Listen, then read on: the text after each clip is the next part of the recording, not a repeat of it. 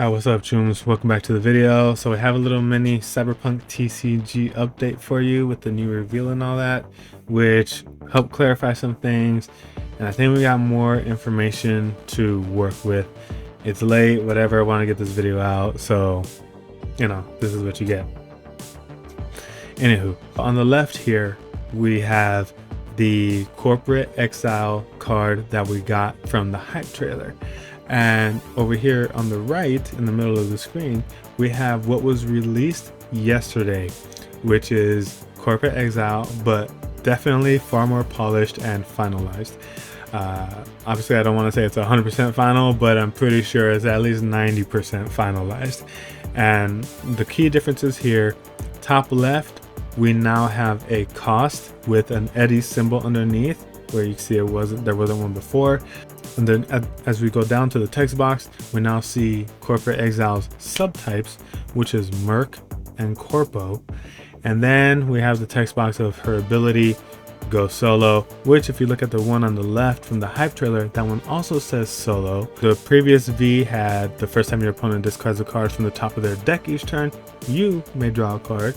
Whereas now, this card's cost to play as a ready unit, it can attack this turn. So those are the bigger differences. And one thing to note here is on the bottom left. So I speculated, and I think this confirms it, is that the 345 number that we see in a lot of the cards in the hype trailer and everything else are placeholder numbers. Whereas now we have the alpha number in this new corporate V card, and that one says Alpha 003, and you could see it there as well with the gear. But point being, the V, the one that we're paying attention to, the updated version now has an alpha number. Okay, so that's why I think the alpha is related to the finalized versions, whether that's the alpha set and then the number of the card, or just alpha means finalized. We don't. And I guess by that note, I guess an alpha set would be finalized as well. Anywho, moving on. All right, so now this leads me to the next part of the numbers and rarity. So again, we went the 345 placeholders. Now we have the alpha numbers from the final reveal of V. And then now we have Lucina, which has been the card that we have been shown as a reward for signing up for the wish list or the mailing list, as well as Kickstarter reward. You get a foil version. This one has a N November 001. I didn't think about this before, but what prompted me to think of this was actually a comment on the Discord, and I'll actually pull it up right now. All right, so this comment here, right? So you see my comment up there. Not sure what Nova Rare is because there's this Dex DECSRC guy person said, oh, what Nova Rare, this and that, and I was like, I wasn't sure what you're talking about. Maybe it's just marketing because they want to use cyberpunk slang, that's what I was thinking. And then they said it's from their website, but I'm assuming it's another term for a promo or unique card. And Weirdco Donnie, who is employed by Weirdco, their staff, he put the little gif there of the dude, and he's like, like saying, oh, you're onto something.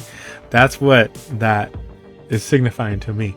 So what I was saying earlier, this also confirms what the person was saying, and the little gif there saying this Nova Rare in caps, by the way. That's the important part. It is in caps. It is capitalized. So it is treated as a noun, as a thing, like this is a title or something. So to me, what this tells me, going back to that comment, that yes, Nova Rare are unique cards or promo cards similar to in Riftbound, where if you go play Nexus Knights, you get a little pack with 3 cards, you open it up, they're all foiled up, and on the rarity symbol, this says promo. That could be what the November number for Lucina there says. November 001. We could say Nova 001. That could be what that is. It is unique, alt art, and promo, right?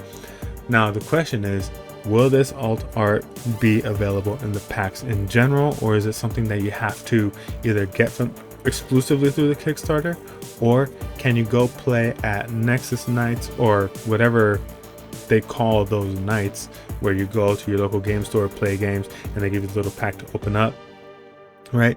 Or you got to go to that at hopes of finding a Lucina, like it's a chase card, like with Riftbound there's a GG alt art Teemo. Maybe this might be that. It's a chase card in that regard.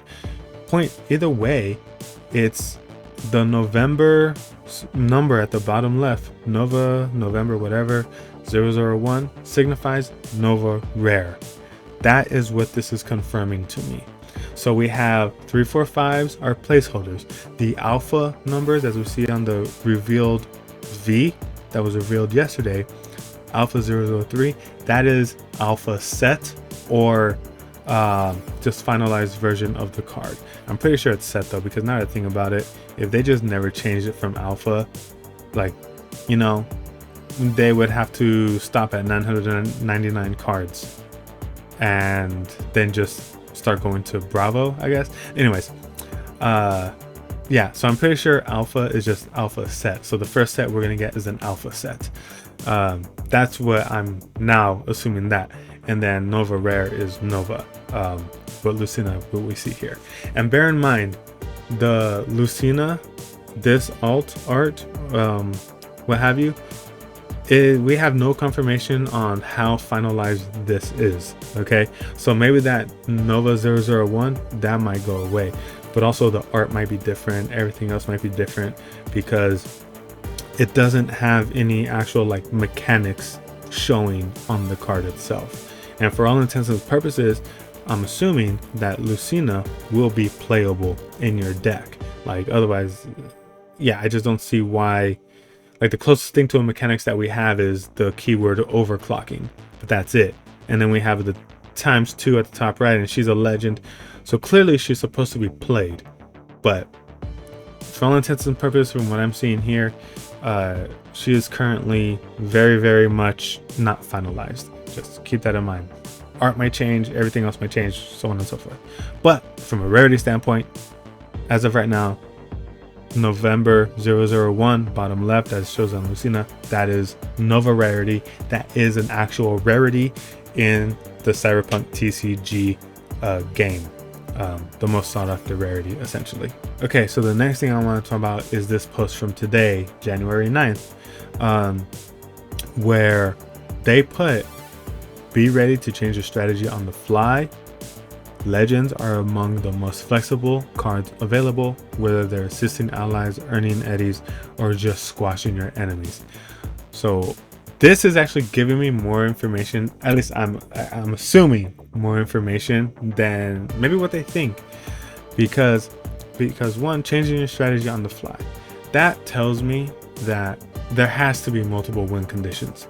There just has to, like I was talking about in my previous video, because if your strategy is flatlining your enemy, your opponent, there's not really a whole lot of changing your strategy on the fly that you can do. You can make adjustments here and there, but the way that they're describing it here means that changing your strategy is like full on changing from flatlining to earning eddies and what have you, and completing gigs. Like that again, this repeating myself from my previous video, that's my hope. I do hope that there is more depth and you don't have to just simply flatline your enemy. But regardless, the part of the legends saying they're the most flexible cards means that there is most likely some mechanics in the game that allow legends to do multiple things.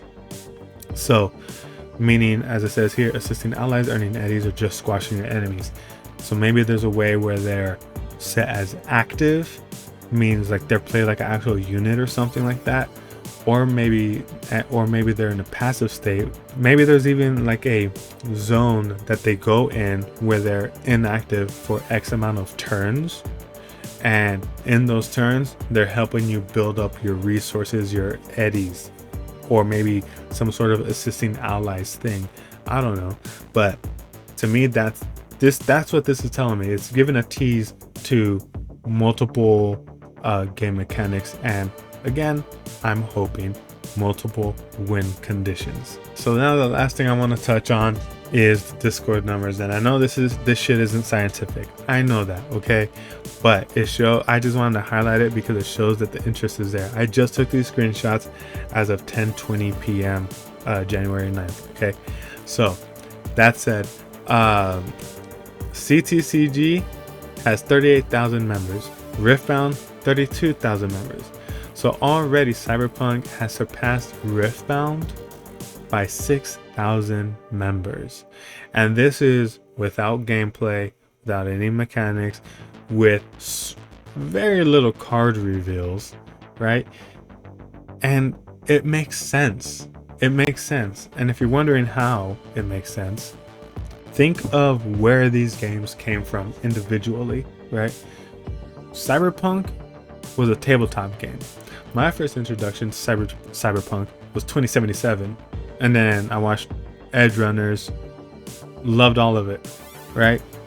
And I want to get into the RPG, into the tabletop game.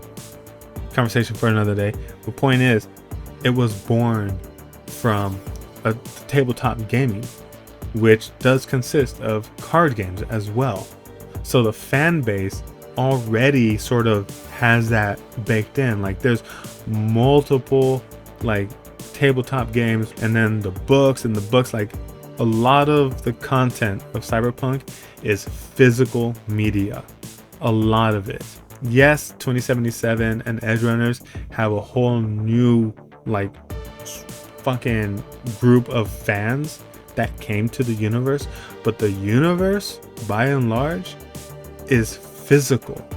So it makes sense that the same fan base is there for the physical card game. Now, when it comes to Riftbound, that came about through League of Legends, which is a digital game, a MOBA, right? So multiplayer, so on and so forth. So even though it's having major success, the fact that it was digital first, like the universe is digital, because you got to keep in mind, it's League of Legends, and there's 2XKO, then there's Teamfight Tactics, all digital. Legends of Runeterra, digital. Okay, this is the very first physical thing, like game-wise. Well, okay, technically not true, because they had that one game, I don't remember what it was, but they had like tokens or whatever. But point being, it's primarily digital for Riftbound, whereas Cyberpunk has come from primarily physical. So it makes sense that Cyberpunk has a bigger audience who is willing to dive into the physical space, whereas League of Legends players and Teamfight Tactics, like they want to play on the computer or whatever, you know. So it does make sense that there is more hype for CTCG versus Riftbound initially. And keep in mind, Riftbound has been out for months and has been like in China for even longer. Okay, whereas Cyberpunk trading card game, it's not even launched on Kickstarter. Again, I know, not fucking scientific or whatever, but the hype is there, the interest is there. So anywho, I'm gonna leave it at that, and I really enjoyed you like the video. I'm gonna get ready to go to bed, and I will catch y'all next time. Yeah, stay Nova tunes.